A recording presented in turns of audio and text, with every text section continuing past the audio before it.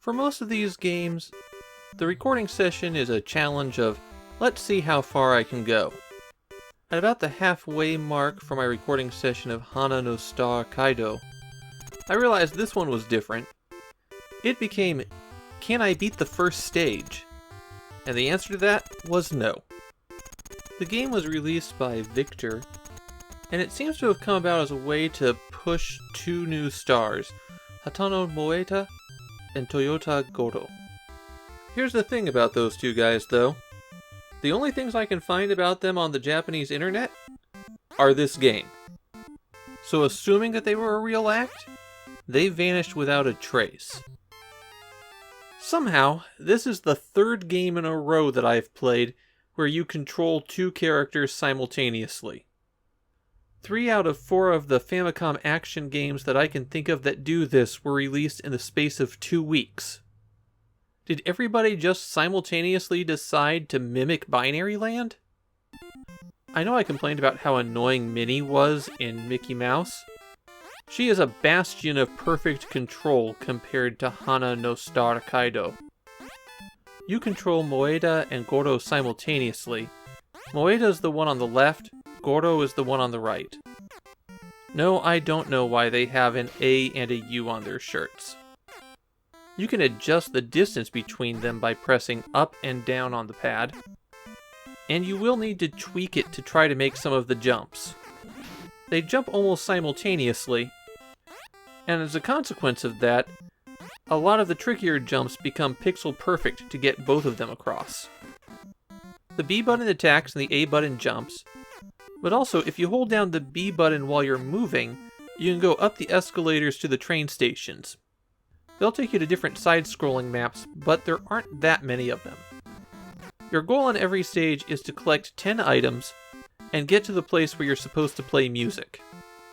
On the first stage, it's golden discs and a small concert venue in Harajuku. I'm told that later stages take you to the JVC studio, almost as if they published the game, Budokan, and Madison Square Garden. Many of the items you have to collect on the way to your performance are hidden, and you'll have to work out exactly where you need to step to trigger them. On the other hand, they also respawn, so you can keep collecting the same ones over and over again, as long as you go far enough away or travel to another section of the level. There's also a way that you can lose collectibles. If you stand still for about a second and a half, an object will fall out of the sky on top of you. If you have a collectible and you're hit by a projectile, you lose one. If you don't have any collectibles, then you lose a life. Lives are tracked separately from Moeda and Goro. They each start with 3, and if either of them runs out of all their lives, then it's game over.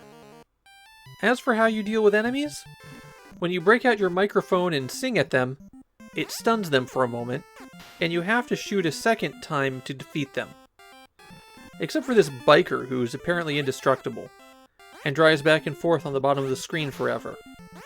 The hearts along the top of the screen are a timer. If they run out, then both characters just drop dead. I'm not sure that there's enough time to get through the entire stage before it runs out either. There's no way to refill it except by dying. There's one power-up that I have found. This guitar makes you invincible for a short period. It actually lasts quite a while too. So obviously, Hana no Star Kaido is just about unplayable. Even Japanese sources I've found say that clearing stage 1 is a major accomplishment. The ultra-precise platforming is a nightmare, and since it only takes one hit to kill Moeda and Goro, you can easily lose lives in the first few seconds of the game. Hana no Star Kaido is a game that's almost entirely forgotten in Japan, and I think that's because they've tried to block it from their collective memories. Now it's time for me to move on and hope that I can forget about it too.